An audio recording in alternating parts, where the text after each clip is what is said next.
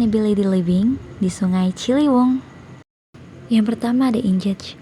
Di sini membahas tentang bagaimana masyarakat yang tinggal di sekitar bantaran Sungai Ciliwung dapat menerapkan gaya hidup berkelanjutan, sustainability living, meskipun menghadapi risiko banjir dan juga kondisi lingkungan yang padat. Saya teringat mengenai lingkungan sekitar Sungai Ciliwung yang sering mengalami banjir dan juga penumpukan sampah.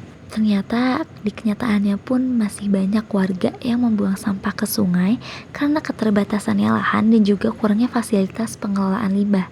Namun, masih juga ada sebagian warga yang mulai sadar untuk membersihkan lingkungan secara gotong royong. Tentu hal ini membuat saya ingin mengetahui sejauh mana sih praktik hidup berkelanjutan telah diterapkan. Lalu selanjutnya ada explore. Di sini juga terdapat bukti bahwa saya sudah melakukan observasi di Jalan Raya Condet Cililitan, Kecamatan Kramat Jati, Kota Jakarta Timur, daerah khusus Ibu Kota Jakarta. Hasil explore ini melahirkan 3 poin penting. Yang pertama adalah lingkungan padat penduduk dan dekat dengan bantaran sungai. Yang kedua ada terlihat banyak limbah rumah tangga yang mengalir ke sungai. Lalu di poin terakhir, meskipun begitu ternyata masih banyak bentuk kepedulian sosial seperti gotong royong pasca banjir yang sering terjadi akibat penuhnya aliran sungai. Nah, setelah melakukan explore, di sini juga terdapat explain yang melahirkan kembali 3 poin penting yang akan saya jelaskan. Di poin pertama membahas mengenai kondisi lingkungan di sekitar Sungai Ciliwung yang menunjukkan bahwa rendahnya kesadaran ekologis. Tentu hal ini dapat mengancam keberlanjutan lingkungan dan perlu literasi lingkungan yang lebih kuat agar masyarakat paham dampak jangka panjang dari kebiasaan mereka yang membuang sampah ke aliran sungai. Lalu yang kedua adalah melalui pendidikan sepanjang hayat, yang dimana warga bisa terus belajar bagaimana cara mengelola lingkungan dengan baik, seperti membuat kompos, memilah sampah, atau menjaga kebersihan sungai.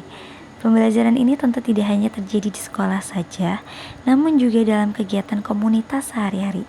Lalu di poin 3 adalah pembelajaran sepanjang hayat mendorong masyarakat untuk beradaptasi menghadapi perubahan iklim, banjir, dan juga polusi, yang dimana hal ini dapat meningkatkan kesadaran bahwa menjaga sungai berarti menjaga masa depan menjadi bagian dari proses pembelajaran yang terus berlanjut.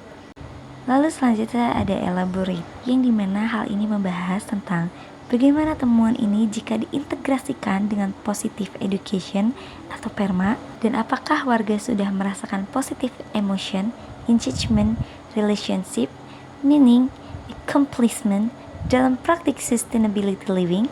Lalu usulkan juga satu ide kecil kita untuk meningkatkan keberlanjutan di komunitas. Untuk yang pertama akan membahas tentang PERMA, yang dimana P itu adalah positive emotion.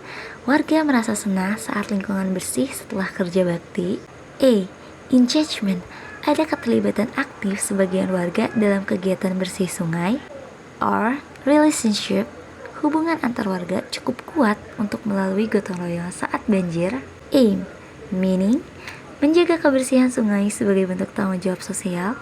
A, accomplishment, keberhasilan kecil terlihat dari kegiatan bersih-bersih meskipun belum rutin. Lalu selanjutnya ada ide aksi perbaikan berkelanjutan, yang dimana membentuk komunitas hijau Ciliwung di tingkat RT RW untuk mengedukasi pengelolaan sampah pada rumah tangga, program satu rumah satu pot hijau di depan rumah, gotong royong bulanan dengan sistem penjadwalan warga, yang terakhir kolaborasi dengan sekolah sekitar untuk edukasi lingkungan sejak dini. Lalu yang terakhir adalah evaluate atau evaluasi. Hal yang paling mengejutkan dari observasi ini adalah ternyata in real life-nya banyak sekali warga yang hidup berdekatan dengan sumber daya alam, yaitu sungai, namun masih minim kesadaran akan ekologis. Dan saya belajar bahwa sustainability living tidak hanya soal fasilitas, tapi juga soal pola pikir, juga kebiasaan. Proses belajar ini mengubah cara pandang saya terhadap lingkungan, bahwa menjaga kebersihan bukan sekedar rutinitas biasa, melainkan sebuah investasi sosial dan juga ekologis dalam jangka panjang, yang dimana membuat saya lebih termotivasi untuk berpartisipasi aktif dalam kegiatan kebersihan, juga menyuarakan pentingnya literasi lingkungan di sekitar tempat tinggal saya. Sebelum saya tutup, saya mohon izin kepada Miss Vera dan juga Papi bahwa saya menggunakan beberapa dokumentasi yang saya ambil dari Google dan juga sumber-sumber yang lainnya. Dikarenakan saya tidak sempat untuk foto keadaan lingkungan sekitar karena memang pada awalnya observasi ini tertuju pada mata kuliah yang lain.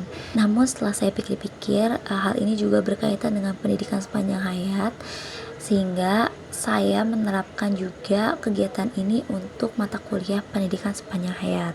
Mungkin kurang lebihnya mohon maaf. Sekian dari saya. Terima kasih.